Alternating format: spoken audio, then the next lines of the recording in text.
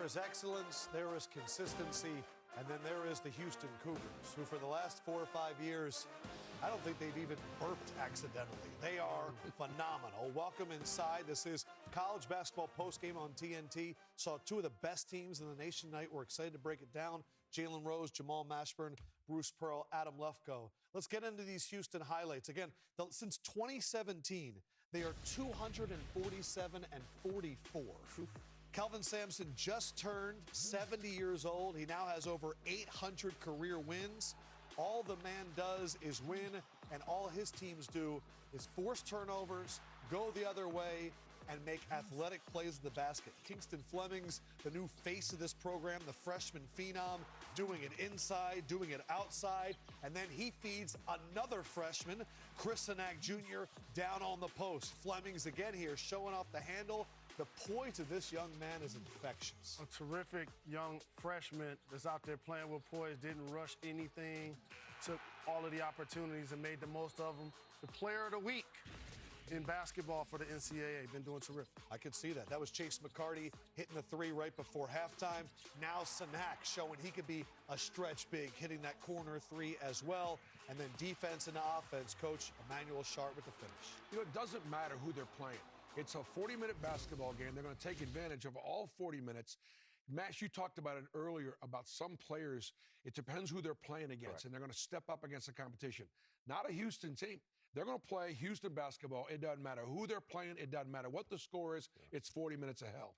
They've figured out, and Coach Sampson has done a great job of implementing his culture, which is intensity defense. He knows exactly what type of style of play he wants. He's not going to bend to incoming freshmen, no matter if you're a McDonald's All-American or not. You're going to play his type of style. And what I like about Houston is they really make you play your offense further from the basket. They extend you out. They make you play off the bounce. They're going to contest three-point shots, contest you in the lane. Only thing I have a concern about them is three-point shooting. They hit some shots tonight. Yeah.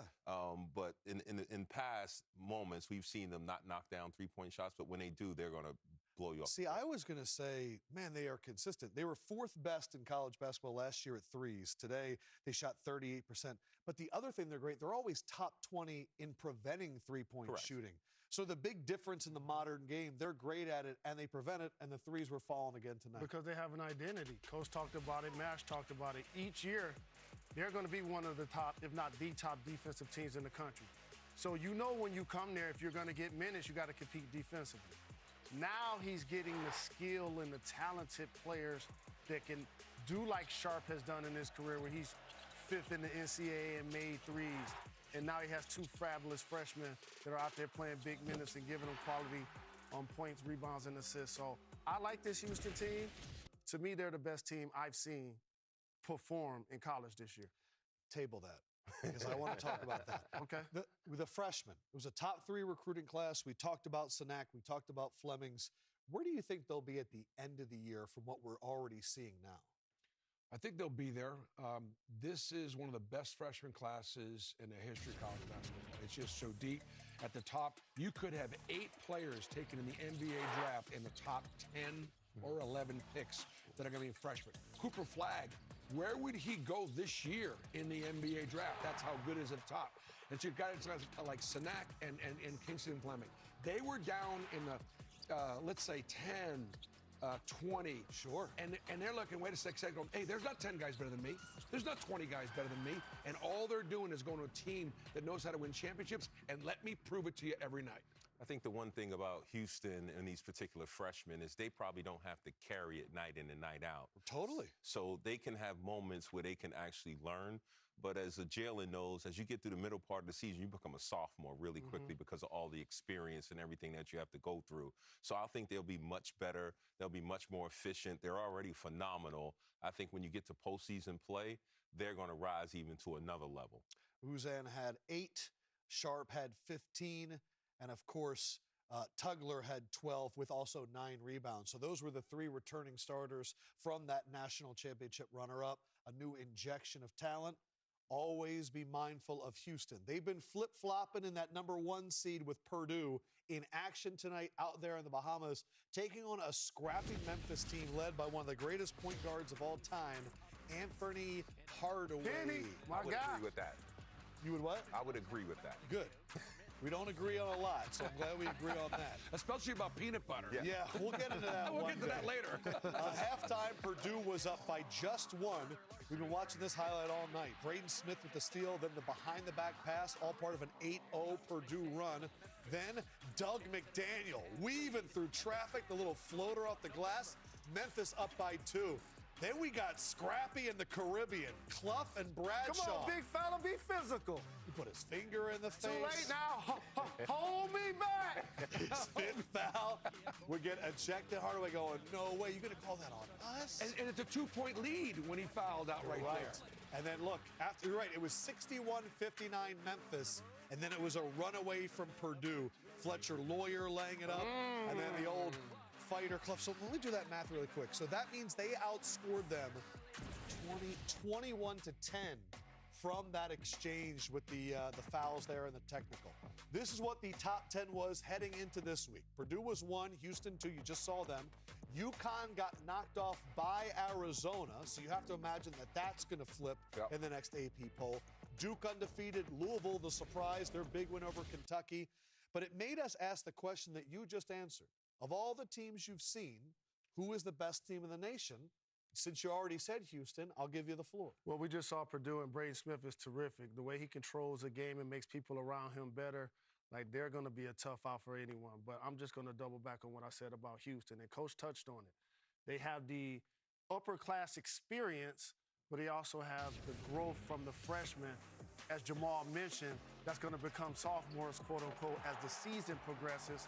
They have a coach that's one of the best in the country that has an identity, and they was just there last year. You know how I know? Because we were there. And I do love teams that come off a huge disappointment in the motivation.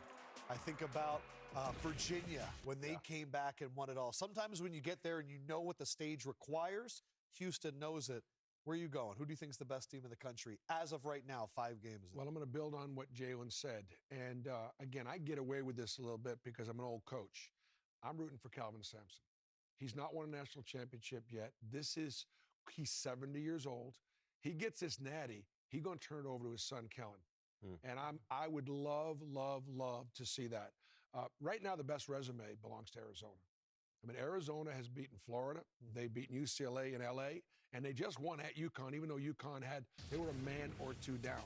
And so I think this Arizona team, with Jaden Bradley at the point guard, another guy that plays with a chip on his shoulder, he can get a tough 2 late in the game, and then Koa Pete, one of the top 5 freshmen in college basketball. He may not have been ranked as high on the draft boards as some of those other guys, but this is also a team that got beaten in the Sweet 16 a year ago.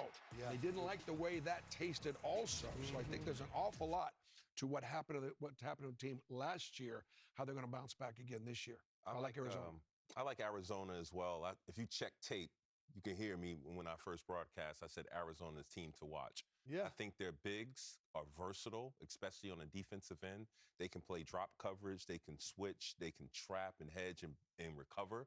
I think that's important. You got a lead guard that can score. That's what you need to win a championship. And then you got a star freshman that can collapse everything. Yes. Also, I'm going to look at, I don't want to do it, but Louisville looks really good, man. Louisville looks really good with their guard play and what they've done in that particular head coach. They've done an outstanding job. They got guys that can get to the rim, can finish, and that can shoot. So you got to look out for them. Purdue, in my opinion, I think what we saw play against Memphis, when they get against tall, longer guys, I think they might have some problems. But Braden Smith is an outstanding point guard, and they got a big-to-big matchup where they can do short rolls and play high-low with one another. So I like them as well. I think the thing about Arizona that I just stuck with is the weakness of Florida is the backcourt, right? That's where all the change was. But Arizona dominated their front court, and that was supposed to be the untouchable unit. They go to stores. The moment's not too big. Bradley looks great. You get guys like, I think it's Harchinov, who played professional over there. Arizona right now, but there's different stages to the season. This is the first stage. And I'm sure some of those freshmen, I've heard about the freshman wall, that hits a month or 2 in. You think they'll be fine with that? They're going to be fine. They're going to be old. They're older. They're more mature. I'll tell you what I love about this right now. Look at all the great games we've already had. And next week in Las Vegas, Players Era, we're looking at NCAA tournament Final Four caliber basketball before Thanksgiving. Where would I watch That's what I those love games? about college basketball. We're playing great ball right now. Where would I watch those Playa-era tournament I think games? right here on TNT. No way. I do think so. Yeah. All right. We're We're going to gonna be all there. hop We're on gonna be Bruce there. Pearl's private PJ, and we're going to head out to Vegas. I cannot wait. Peanut butter and jelly? Oh. We are going to break that down one day. The King of Queens, St. John's, playing at Carnesecca. We'll relive our first game of the night next on TNT.